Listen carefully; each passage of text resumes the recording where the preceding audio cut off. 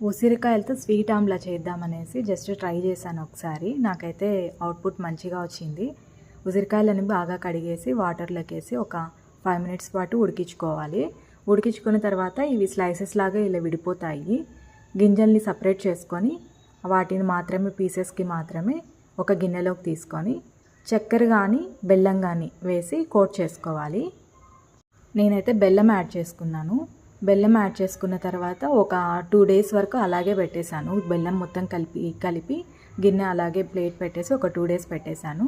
2 days తర్వాత మొత్తం water అంతా డ్రైన్ చేసేసి ఆ పీసెస్ని మాత్రమే ఒక ప్లేట్లో పెట్టి ఇవి ఒక 2 డేస్ ఎండలో ఎండబెట్టుకున్నాను. బాగా డ్రై అయిపోయాయి.